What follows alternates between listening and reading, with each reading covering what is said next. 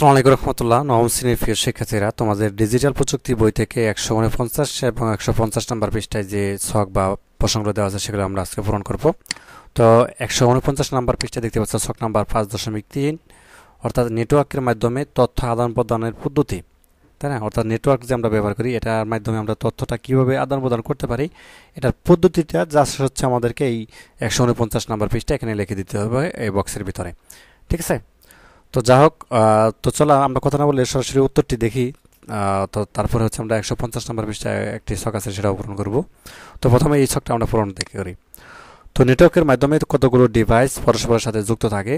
তো যুক্ত ডিভাইসগুলোর মধ্যে থেকে কোনো ডিভাইস যখন অন্য ডিভাইসের সাথে যোগাযোগ বা ফাইল শেয়ারিং করতে চায় তখন প্রথম ডিভাইসটি হলো সেন্টার, তাই না, বা উৎস যেটা, এবং দ্বিতীয় ডিভাইসটি হলো গন্তব্য বা প্রাপক, মানে গ্রহণ করে আর কি।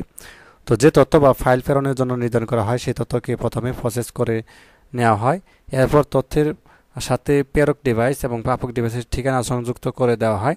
এবার তথ্যটি একটি নির্দিষ্ট পথ বা পদ্ধতি অনুসরণ করে নেটওয়ার্ক এর মাধ্যমে প্রেরক ডিভাইস থেকে প্রাপক ডিভাইস পাঠানো হয়।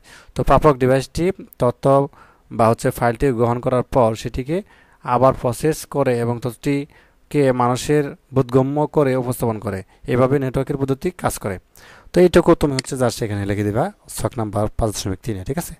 খুবই সহজ বিষয়টি।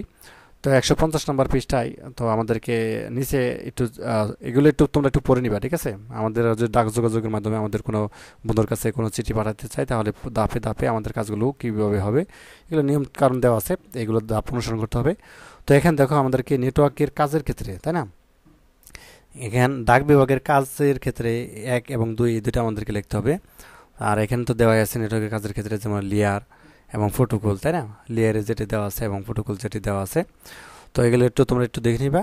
তো এখানে আমাদেরকে যেটি লিখতে হবে ডাক বিভাগের কাজের ক্ষেত্রে, এখানে কি 1 এবং 2 আমরা কি লিখবো? তো চলো আনসারটা তোমাদেরকে একটু দেখাই আমি কি লিখতে হবে মূলত 1 এবং 2 এর ক্ষেত্রে। তো এখানে তোমাদেরকে লিখতে হবে 1 নাম্বার যে চিঠি খামে ঢুকানো এবং খামের উপর প্রেরক ও প্রাপকের নাম ঠিকানা লেখা বিভিন্ন ডাকঘর হয়ে খামটি প্রাপকের ঠিকানায় পৌঁছানো। তো প্রাপকের কাছে খামটি হস্তান্তর করা এবং প্রাপকের খামটি খুলে দেখা, এটা লিখবা। এবং 2 নম্বর দিবা যেন প্রেরকের নাম ঠিকানা বাম পাশে এবং প্রাপকের নাম ঠিকানা ডান পাশে লিখতে হবে। এবং প্যাকেটের আকারের উপর নির্ভর করে কি ধরনের সুতা বা দড়ি দিয়ে প্যাকেটটি বাঁধা হবে তা কিছু নিয়ম, ঠিক আছে? তো এই কথাটুকু তুমি যা 1 নাম্বার এবং 2 নাম্বার লিখে দিবা। তো এই ছিল আজকের ক্লাস। তো পরবর্তী সেশনে আমরা অনেকটি পেজের সমাধান করব। তো ধন্যবাদ সবাইকে ভিডিওটি দেখার জন্য। আল্লাহ হাফেজ।